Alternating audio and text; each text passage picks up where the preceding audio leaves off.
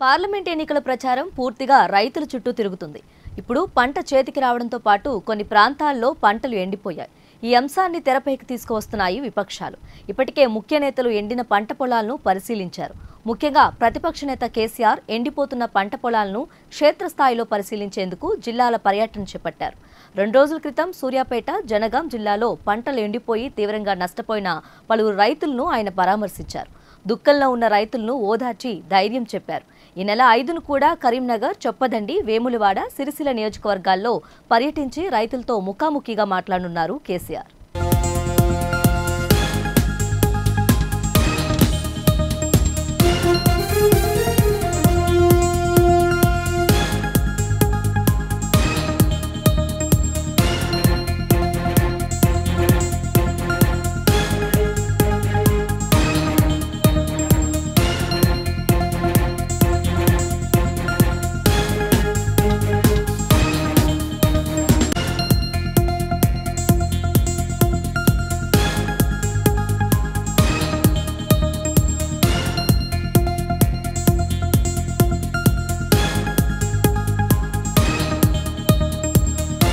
మరోవైపు బీజేపీ జాతీయ ప్రధాన కార్యదర్శి కరీంనగర్ ఎంపీ బండి సంజయ్ సైతం రైతు దీక్ష పేరుతో రైతు సమస్యల పరిష్కారానికై పోరాడుతున్నారు. తాలు, తేమ, తరుగుతో సంబంధం లేకుండా వడ్లను పూర్తిగా ప్రభుత్వమే కొనుగోలు చేయాలని డిమాండ్ చేస్తున్నారు. ఇందిరమ్మ రైతు భరోసా కింద రైతులతో పాటు కౌలు రైతులకు ఎకరాకు 15,000, భూమి లేని వ్యవసాయ కూలీలకు 12,000 ఇవ్వాలని, రైతులకు 2 లక్షల రుణమాఫీని తక్షణమే అమలు చేయాలని అంటున్నారు. ఈ ఉదయం కరీంనగర్ జిల్లాలోని ఎంపీ కార్యాలయంలో రుణమాఫీ, పంట నష్ట పరిహారం, 500 బోనస్ హామీలను అమలు చేయాలంటూ దీక్షకు దిగారు.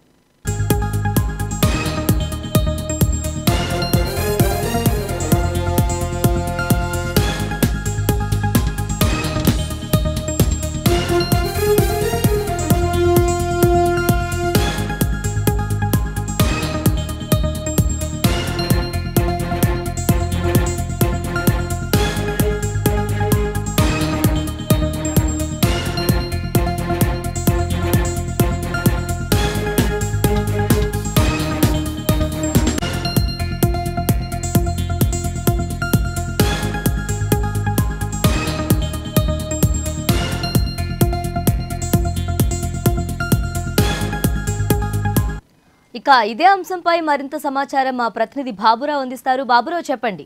రైతే రాజు, రైతు లేనిదే రాజ్యం లేదు, రైతు దేశానికి వెన్నెముక అనే పదాలు ఒకప్పుడు రైతులను ఉత్తేజితం చేయడానికి, దేశంలో రైతు యొక్క గొప్పదనాన్ని తెలియజేయడానికి వాడుకున్నటువంటి మాటలు. కానీ ఇవన్నీ పడికట్టు పదాలుగా మారి చాలా కాలమైంది, చాలా ఏళ్ళైంది. రైతు నిజమే, రైతు లేనిదే రాజ్యం లేదు అంటారు. రాజ్యమే కాదు, రాజకీయం కూడా లేదని తెలంగాణలో తాజా రాజకీయ పరిస్థితులు తెలియజేస్తూ ఉన్నాయి.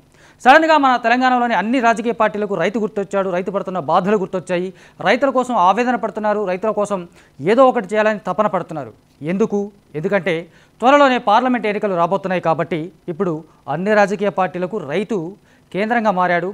రైతు బాధలు వీళ్ళ బాధలుగా భావిస్తున్నారు. అందుకోసమే తెలంగాణ నిన్నటి ముఖ్యమంత్రి కేసీఆర్ నుంచి నేటి ముఖ్యమంత్రి రేవంత్తో పాటు ఏదో ఒకరోజు ఇక్కడ ముఖ్యమంత్రి కాకపోతామా అని ఎదురు చూస్తున్నటువంటి బీజేపీ వరకు ఇప్పుడు రైతుల కోసం ఆవేదన పడుతున్నారు, ఆందోళనలు చేస్తామంటున్నారు, రైతు సంక్షేమం కోసం మేము పాటుపడతామంటున్నారు, రకరకాలుగా మాట్లాడుతున్నారు. ఈ క్రమంలోనే మొన్నటి వరకు తన అధికారంలో ఉన్నంతకాలం పంట నష్టానికి సంబంధించి కానీ, పంట నష్టపోయిన రైతులకు సంబంధించి కానీ పరిహారం ఇవ్వడంలో 10 ఏళ్ల పాటు ఎప్పుడూ పెద్దగా ఉత్సాహం చూపించని కేసీఆర్ నుంచి ఇప్పుడిప్పుడే అధికారంలోకి వచ్చి ఇప్పటివరకు పూర్తి స్థాయిలో రైతు బంధు అందించని కాంగ్రెస్ పార్టీ వరకు ఇప్పుడు రైతు కోసం మొసలి కన్నీరు కారుస్తాయని చెప్పి చాలామంది ప్రజలు అనుకుంటున్నారు, విశ్లేషకులు భావిస్తున్నారు, రాజకీయ నేతలు కూడా అదే ఉంటున్నారు. కానీ ఎన్నికల వేళ రాజకీయం రకరకాల రంగులు పులుముకుంటుంది, రకరకాల భాషలు, రకరకాల పదాలతో ముందుకు వస్తోంది.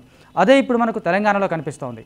కేసీఆర్ రీసెంట్గా తెలంగాణలో ఇప్పుడున్నటువంటి కాంగ్రెస్ ప్రభుత్వ వైఖరిని ఎండగడుతూ, వైఫల్యాలను ఎండగడుతూ రీసెంట్గా సూర్యాపేట, మైబాద్ జిల్లాల్లో కొంతమంది రైతుల దగ్గరికి వెళ్ళారు. ఎండిపోయిన పంటల్ని పరిశీలించారు. రైతులకి అండగా నిలుస్తామని, వారికి భరోసాగా ఉంటామని చెప్పేసి ఆయన వారికి ధైర్యం చెప్పే ప్రయత్నం చేశారు.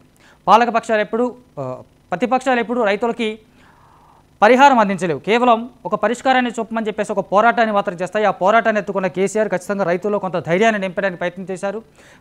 పంట నష్టపోతున్నటువంటి రైతుల్ని ప్రభుత్వం ఆదుకోవాలని ఆయన డిమాండ్ చేశారు. ఒక ప్రతిపక్ష నేతగా అది ఆయన బాధ్యత. ఆ బాధ్యతను సక్రమంగా నిర్వర్తించుకుంటూ వెళ్తున్నారు. అట్ ద సేమ్ టైం ఈ బాధ్యత గతం నిన్నటి వరకు అధికారంలో ఉన్నప్పుడు ఎటుపోయిందని చెప్పేసి కాంగ్రెస్ రివర్స్ అటాక్ మొదలుపెట్టింది. రైతుల పట్ల కాంగ్రెస్ పార్టీ తప్ప ఎవరు చిత్తశుద్ధి ప్రదర్శించలేదు, మేము మాత్రమే రైతుల కోసం నిలబడ్డాం, రైతుల్ని నిలబెట్టిందే మేము అంటూ reverse attack counter attack Congress party చేస్తూ ఉంది. ఇటు బీఆర్ఎస్ పార్టీ అధికారంలో ఉన్న కాలంలో 10 ఏళ్ల కాలంలో రైతులకు నష్టపోయిన రైతులకు ఏం చేసిందని తిరిగి ప్రశ్నిస్తున్నారు. చాలాసార్లు ఈ గత 10 ఏళ్లలో చాలాసార్లు నష్టపోయిన రైతులకు సంబంధించి కేవలం 2 సార్లు మాత్రమే పరిహారం ఇచ్చారు, మిగతా అన్నిసార్లు అవి కాగితాలకే పరిమితమయ్యాయని చెప్పేసి లెక్కలతో సహా తీసి ఇటు కాంగ్రెస్ పార్టీ బీఆర్ఎస్ మీద రివర్స్ అటాక్ మొదలు పెడతా ఉంది. ఇక ఇదే అదనుగా తెలంగాణలో అత్యధిక పార్లమెంటు స్థానాలు దక్కించుకోవాలనే ప్రయత్నం ఉన్నటువంటి బీజేపీ కూడా రైతుల కోసం ఒక దీక్ష మొదలుపెట్టింది. ఇది చాలామంది కొంత హాస్యాస్పదంగా ఉన్నప్పటికీ కూడా, ఎందుకంటే దేశంలో బార్డర్లో కనీస మద్దతు ధర కోసం లేదా రైతులకు సంబంధించినటువంటి చిన్న చిన్న కోరికల కోసం అని చెప్పేసి నెలల తరబడి రోజుల తరబడి బార్డర్లో ఉద్యమాలు చేసినటువంటి, నిరసనలు వ్యక్తం చేసినటువంటి, ర్యాలీలు చేసినటువంటి, ధర్నాలు చేసినటువంటి రైతులకు సంబంధించి ఇప్పుడు కేంద్రంలో అధికారంలో ఉన్నటువంటి బీజేపీ పార్టీ ఏనాడు స్పందించలేదు. పైగా వాళ్ళ టెర్రరిస్టులతో కూడా పోల్చారు. అలాంటి బీజేపీ పార్టీ కూడా ఇప్పుడు తెలంగాణలో రైతుల కోసం పోరాటం చేస్తుండడం అనేది ఇది కేవలం ఎలక్షన్ స్టంట్గానే చాలామంది చూస్తున్నారు, భావిస్తున్నారు. సో మొత్తంగా ఇప్పుడు రైతు చుట్టూనే తెలంగాణలో రాజకీయాలు జరుగుతూ ఉన్నాయి, రాజకీయాలు కనిపిస్తూ ఉన్నాయి. కానీ ఇప్పుడున్నటువంటి వాతావరణ పరిస్థితులు ఏదైతే కరువు రాబోతా ఉందని చెప్పేసి స్పష్టమైనటువంటి సంకేతాలు కనిపిస్తున్న నేపథ్యంలో రైతుల్ని ఆదుకునేందుకు ఇటు అధికారంలో ఉన్నటువంటి కాంగ్రెస్ పార్టీ నుంచి పెద్దగా విధి విధానాలు కనిపించడం లేదు. త్వరలోనే రైతు బంధు వేస్తామంటున్నారు, మద్దతు ధర అదనంగా ఒక 500 రూపాయలు మద్దతు ధర అదనంగా పెంచుతామని చెప్తున్నారు.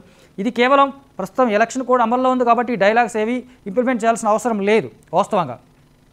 సో కాకపోతే ఈ ఎలక్షన్ కోడ్ ఫ్రీ అయిన తర్వాత మేము రైతులను ఆదుకుంటామని చెప్పడం అనేది కొంతవరకు కాంగ్రెస్ మీద తర్వాత ప్రతిపక్షాల ఒత్తిడి పెంచడానికి, కాంగ్రెస్ను డిమాండ్ చేయడానికి ఒక అవకాశం ఉంటుంది. కాకపోతే ఏదైతే రైతు బంధు పేరుతో బీఆర్ఎస్ పార్టీ గతంలో బీఆర్ఎస్ ప్రభుత్వం రైతుల్లో చాలా గ్రాండ్గా తమను తాము ఇంట్రడ్యూస్ చేసుకుందో ఆ పథకాన్ని ముందు కొనసాగించడంలో కాంగ్రెస్ పార్టీ వైఫల్యం చెందుతా ఉందని చెప్పేసి వాళ్ళు చాలా స్ట్రాంగ్గా విమర్శిస్తున్న నేపథ్యంలో ఇటు కాంగ్రెస్ నుంచి కూడా 5 ఎకరాలు ఉన్న రైతులందరికీ మేము రైతు బీమా ఇచ్చాము, రైతు బంధు ఇచ్చాము, మిగతా కొంతమంది మాత్రమే ఉన్నారు, వాళ్ళు కూడా త్వరలోనే చెల్లిస్తాము ఇది అని చెప్పేసి వీళ్ళు చెప్తున్నారు.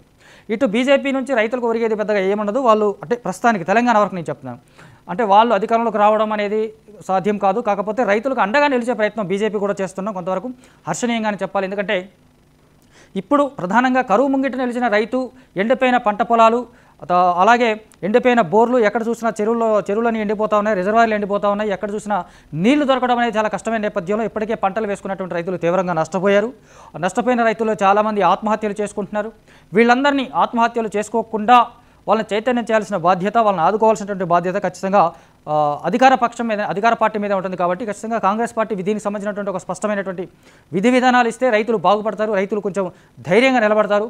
ఆ తర్వాత ఈ కరువును ఎదుర్కొనే విధానాలు కూడా కొంచెం కాంగ్రెస్ పార్టీ ప్రభుత్వం కొంచెం కరెక్ట్ జాగ్రత్తలు తీసుకొని కొత్త విధి విధానాలు రూపొందించుకొని ఈ మేరకు కూడా ప్రజల్లోకి ముందుకు వెళ్ళగలిగితే కొంత ఉపయోగం ఉంటుంది. అలాగే బీఆర్ఎస్ పార్టీ కూడా ప్రభుత్వం ఖచ్చితంగా రైతుల్ని ఆదుకునే క్రమంలో చేయాల్సినటువంటి పోరాటాలని కరెక్ట్గా తీసుకువెళ్ళటం కాకుండా వ్యక్తిగత విమర్శలు 2 పార్టీలు 3 పార్టీలు ఎవరైనా సరే వ్యక్తిగత విమర్శలను పక్కన పెట్టి ఇప్పుడు కరువు ముగ్గట నిలిచినటువంటి రైతుని ఆదుకోవడం కోసం 3 పార్టీలు ఏం చేయాలి లేదా అధికార పార్టీ ఏం చేయాలనే మిగతా పార్టీలు సలహాలు సూచనలు లాంటివి ఇస్తే బాగుంటుంది తప్ప కేవలం వ్యక్తిగత విమర్శలు, దిగజారుడు మాటలు ఇవన్నీ రైతుకి ఏమాత్రం ఉపయోగపడకపోగా వీళ్ళ కేవలం ఆయా పార్టీల యొక్క రాజకీయ అవసరాన్ని, రాజకీయ కోణాన్ని ముందుకు తీసుకెళ్లేదానికి తప్ప రైతుల్ని బాగు చేయడానికి ఏమాత్రం ఉపయోగపడదు అనేది ఖచ్చితంగా మనం అర్థం చేసుకోవాల్సింది.